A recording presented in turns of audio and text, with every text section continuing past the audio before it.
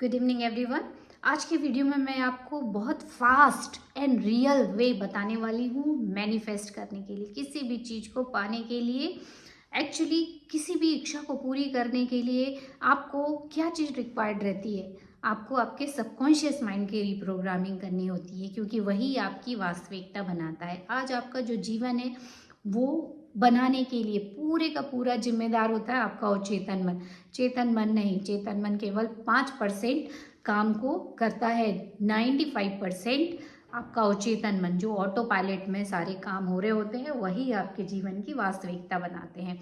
तो हर चीज को पाने का ट्रू तरीका क्या है? ट्रू तरीका है आपके सबकॉन्शियस माइंड के रीप्रोग्रामिंग।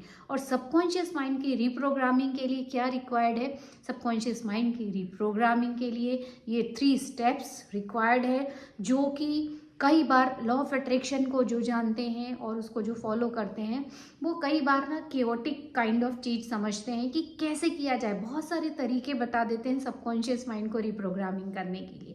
तो आज की वीडियो में आपको क्लैरिटी मिल जाएगी कि एग्जैक्टली कैसे ये काम करना है सबकॉन्शियस माइंड को रिप्रोग्राम करने का। तो ये बहुत सिंपल है, इजी है और आसानी से आप इसको कर सकते हो। और ये गारंटेड वे है जो आपके जीवन में जो चीज़ चाहोगे वो दिलाएगा ही दिलाएगा। No other way. यूनिवर्स के पास और कोई ऑप्शन बचेगा ही नहीं, वो चीज़ आपके पास आएगी ही अगर आपने ये तीनों स्टेप्स को अच्छे से फॉलो किया तो पहला स्टेप है रिपीटेशन, दूसरा स्टेप है इमोशंस और तीसरा स्टेप है theta brain wave mental state. तो पहला जो स्टेप है रिपीटेशन। रिपीटेशन से ही हमारा सबकॉन्शियस माइंड शेप लेता है, आकार लेता है। कैसे?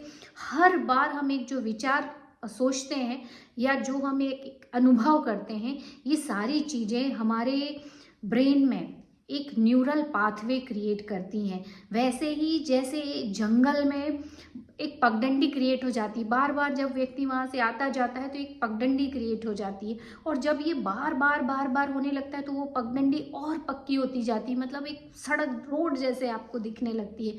तो ये क्लियर जो न्यूरल पाथवे है उस तरीके का बन जाता है और स्ट्रॉन्ग होते जाता है जितनी बार आप जो सोचोगे। और फिर वही तंत्रिका तंत्र आपको एक्सपीरियंस कराता है सेम चीज़ें, और वही ब्रेन वेव्स के रूप में।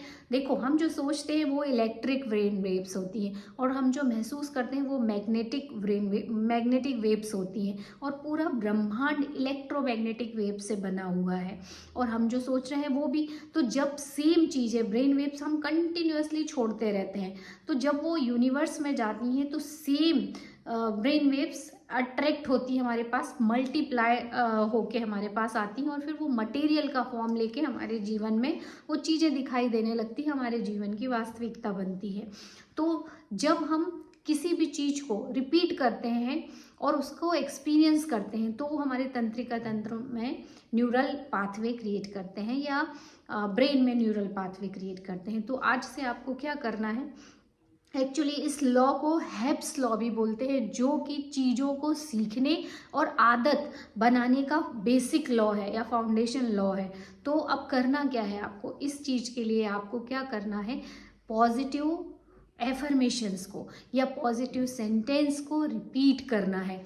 सबसे पहले आप लिख डालिए। जैसे फॉर एग्जांपल एक एफर्मेशन ये है, I am receiving large amount of money daily. मैं हर दिन बहुत ज़्यादा अमाउंट में पैसे को रिसीव कर रहा हूँ।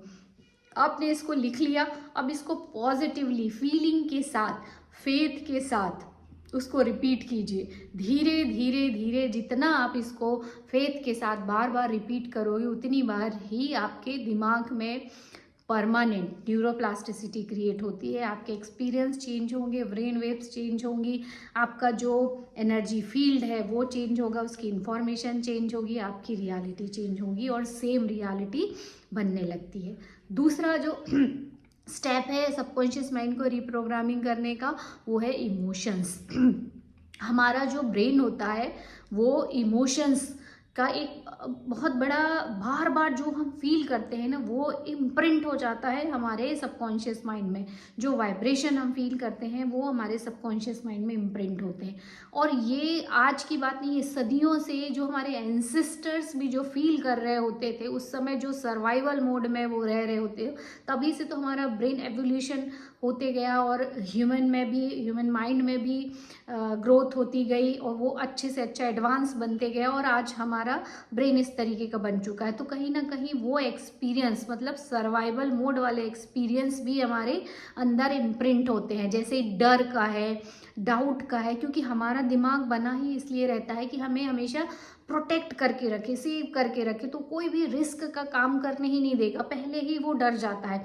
कोई भी चीज़ अगर आप बोलोगे तो बोले नहीं नहीं इसमें तो बहुत रिस्क है, ये तो करना ही नहीं है, तो सोचना भी नहीं, जैसी लाइफ चल रही है चलने दो। तो कहीं ना कहीं पुराने हमारे अनुभवों के जो इम्प्रिंट रहते हैं वो सबकॉन्शियस माइंड में रहते हैं। आप नेगेटिव बिलीव्स भी बोल सकते हो, क्योंकि जो नेगेटिव सोच हम बार बार सोचते हैं वही दिखता जाता है, हमें वैसी अनुभव होते जाते हैं, वो और पक्का होते जाता है और हमें लगता है यही सच्चाई है। पर इसको तोड़ा जा सकता है पॉजिटिव इमोशंस के साथ। तो अब आपको करना क्या है, पॉजिटिव इमोशन फील करना है। अगर आपको नॉलेज हो गया, इट्स सेल्फ अ रेमेडी, ये खुद ही अपने आप में बहुत बड़ी रेमेडी है।